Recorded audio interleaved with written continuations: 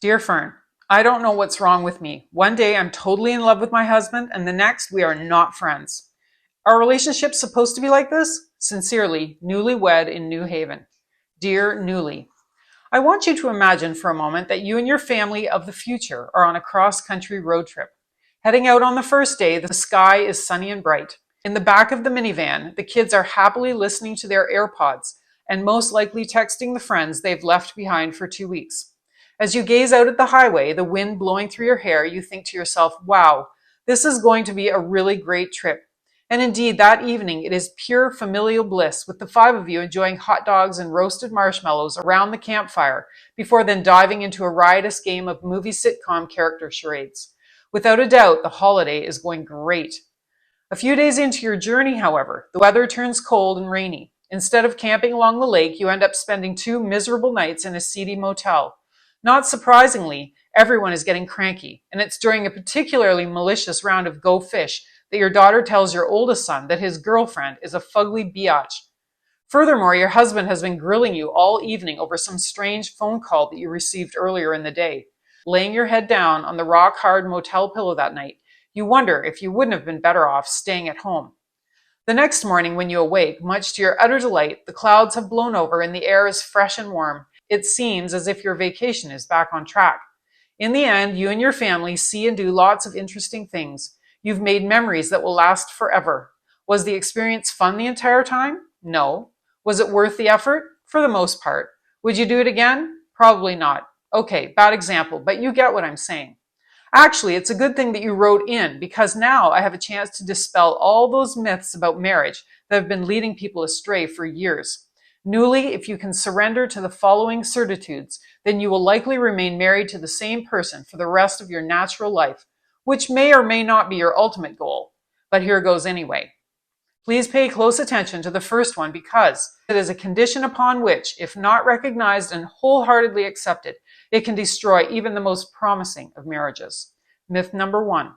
Sex with your partner should always be of the welcome to the jungle variety. Otherwise, you aren't a perfect match. Fact, if this were true, nobody would be married. Imagine eating pork chops and applesauce every meal for 40 years straight. Good for the first decade or so, then boring after that, right? It's the same thing with sex. The same penis, the same vagina in the same room, usually in the same 1 or 2 positions for the same length of time at the same time of day, on the same 1 or 2 days of the week can undoubtedly get predictable, monotonous, and downright burdensome. Do not be surprised if at some point during your conjugal alliance, you find yourself ready to sell your left leg just to sleep with Hank or Mary from down the street. Urges of this nature will happen to you quite regularly. This is completely normal. Myth number 2. Happily married couples never fight. Not so. Why, just the other day I accidentally slashed my husband's arm with our sharpest Henkel knife. Oops. While we were preparing dinner together. He wasn't washing the mushrooms up to my standards. What can I say? Myth number 3, marriage should make you happy. Fact, no, shoes make a person happy. 8-week-old puppies and or kittens make a person happy. An array of heart-shaped balloons filled with helium make a person happy. Marriage only makes a person unpredictable and volatile. Myth number 4, infidelity happens solely in weak marriages. Fact, weak or strong, it makes no difference. You either sleep around and admit to it, or you sleep around and lie about it. Take your pick. Myth number 5, you should share everything with your partner. Fact, yeah, share your foot up his or her arse. Bend over, honey.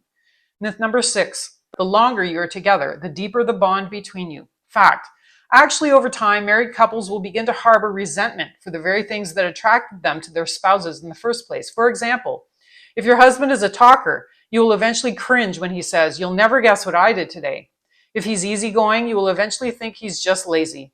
If he's good with technology, you will eventually want to take all of his gizmos and gadgets and thingamabobs and shove them up his you-know-what. A few final pieces of advice. For men, remember that women are like elephants. They never forget.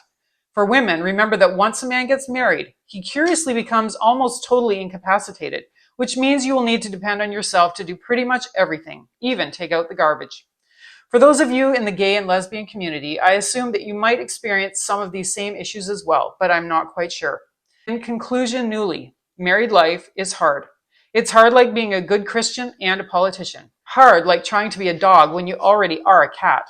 The bottom line, marriage is anything but a bed of roses, and the sooner you accept this, the better off you'll be.